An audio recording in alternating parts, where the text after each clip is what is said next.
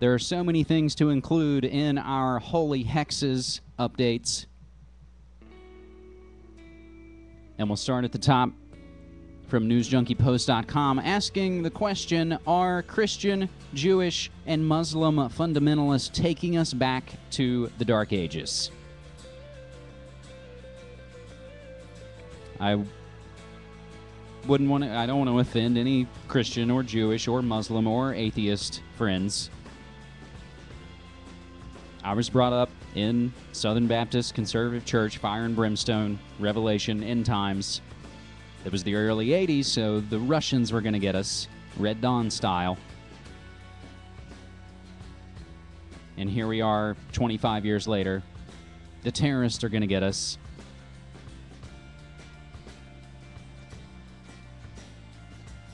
The Independent reporting on the plot to blow up the Pope on his recent tour. It was all a Muslim plot. As we'll get into a little bit later, we'll see that generally these plots contain some type of plant, some type of informant, some type of provocateur. An interesting note on a so-called rapture suicide cult. They were after a few days, so we'll take it from the most recent report from CNN. Missing cult-like group found alive after suicide fears.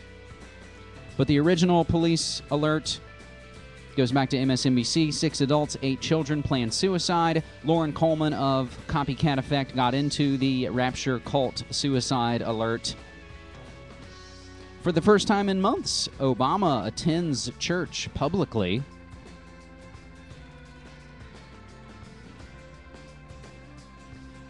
But if we jump over and we'll just dive right into the pop culture pool. And we note that the occult-obsessed elite are claiming that Christine O'Donnell, GOP Senate candidate out of Delaware, quote-unquote Tea Party, we mentioned a couple of weeks ago, I believe, her anti-masturbation stance on MTV back in the 90s. We'll get to the clip in a little bit, as we'll see our holy hexes and our media memes swirl around each other. But furthermore, on the things we discussed in the previous episode that are on cyberspacewar.com, that are on newworldnextweek.com, Pope's astronomer says he would baptize an alien if it asked him.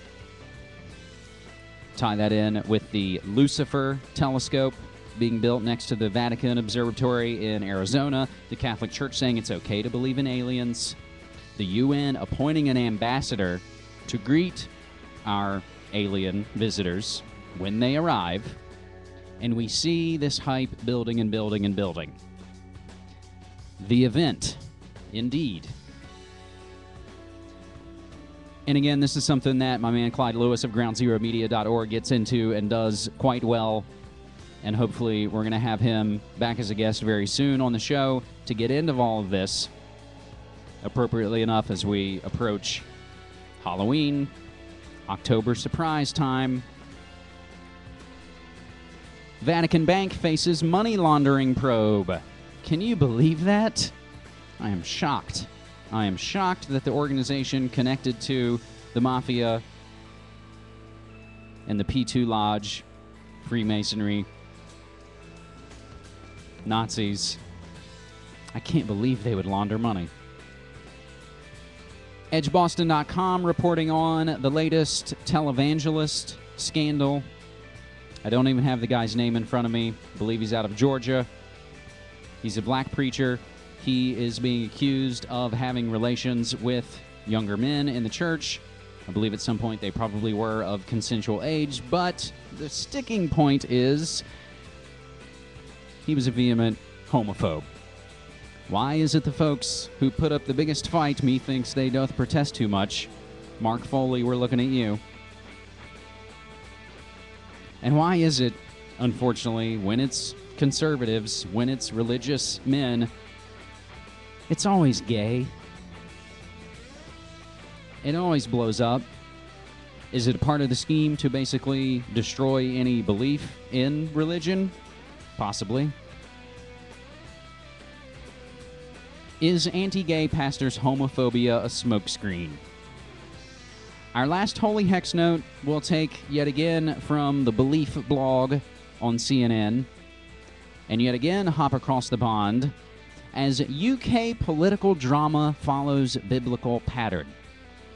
The dramatic announcement by British politician David Miliband, once widely expected to succeed Gordon Brown as leader of the Labour Party, that he's stepping back from frontline politics completes a chapter in a political psychodrama that has transfixed the British political classes for months. You see, it's not just any upstart who beat David Miliband to the leadership post. It's his younger brother, Ed. Commentators have been dragging out parallels of other brothers as they struggle to explain what happened, but they seem to have missed the obvious comparison: Jacob and Esau.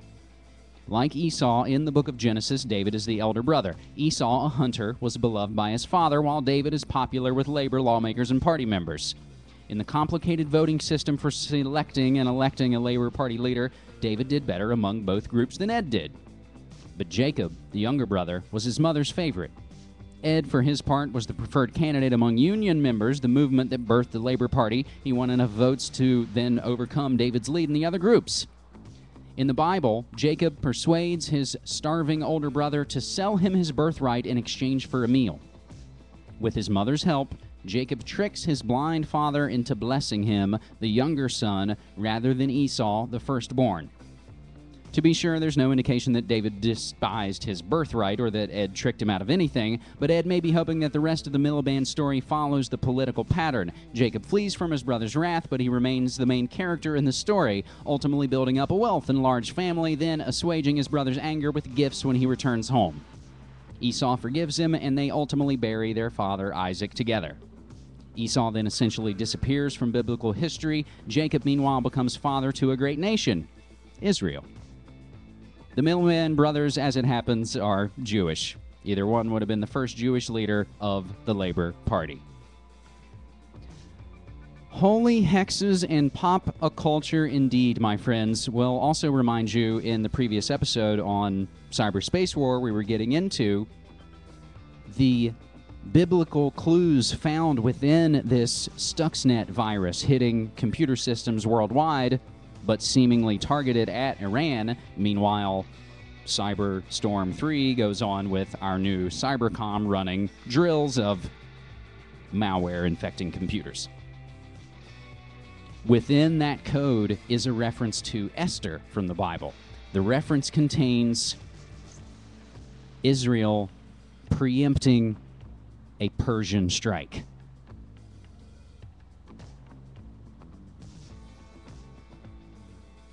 Holy hexes indeed.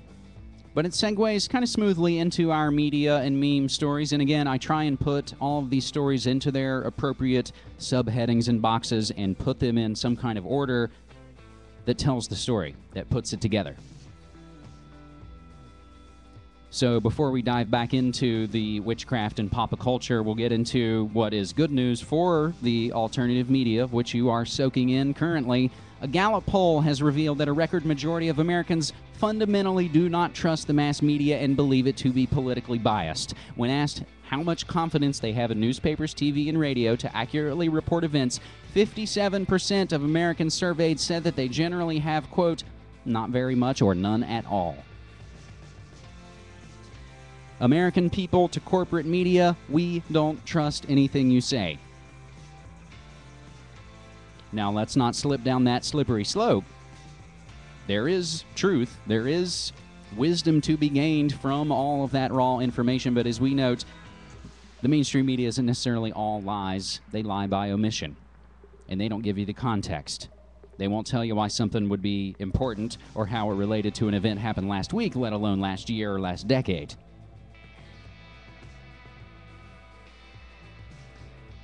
Now, as we've seen, and we'll reference again as we go on through this episode, there's been an amazing pushback from the left gatekeeper funny men on TV, where essentially most folks seem to get their news now from The Daily Show. We'll get into their Council on Foreign Relations writers in just a little bit.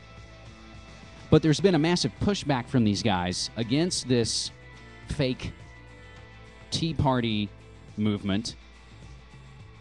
Again, and I'm being glib, things are more complicated than that, but it's been co-opted. It's not the liberty-minded movement that it once was, co-opted out from under Campaign for Liberty, Ron Paul style. Bill Maher digs up Christine O'Donnell witchcraft clip. Now, if folks like Bill Maher, confusing my talking head bills there, that all used to do better work, he can do amazing work digging back into the archives and finding clips of these fake, phony reactionaries who don't really deserve the time or the ink. And yet they have no time for 9/11 questions. We'll remind you of 9/11 Truth activists taking over Bill Maher's live, real-time show, which has now been a year or so ago.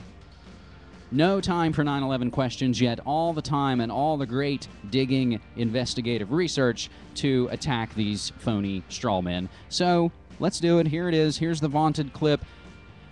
Christine O'Donnell says she dabbled in witchcraft. I dabbled in witchcraft. I never joined a coven. Wait a minute, you were a witch? Yeah, she was a witch. You were a witch? I didn't join a coven. Let's get this straight. Wait a minute, I love this. You're a witch. You're going Halloween's bit. I was a witch. I mean, wait a minute. That's exactly why. How are you to be a witch? Because I dabbled into witchcraft. I hung around people who were doing these things. Having fun? I'm not making this stuff up. I know what they told me they do. Well, what they do? I mean, in one of my dates, my first date Whoa, wait, I want to hear about this. One of my first dates with the witch was on a satanic altar, and I didn't know it. And I mean, there's little blood there and stuff like that. was a date? Your first date was a Yeah, satanic we went to altar? a movie and then like had a little midnight picnic. Let's have a at the movie and satanic a altar. sacrifice? Now, the simple question is, so where's this dude in our fame for 15-minute culture? You know, just like YouTube lets us upload videos at 15 minutes now. We'll all be famous for 15 minutes. Don't you think this guy would come out and say, hey, that was me? Interview me, People Magazine, or who the hell ever else. But no.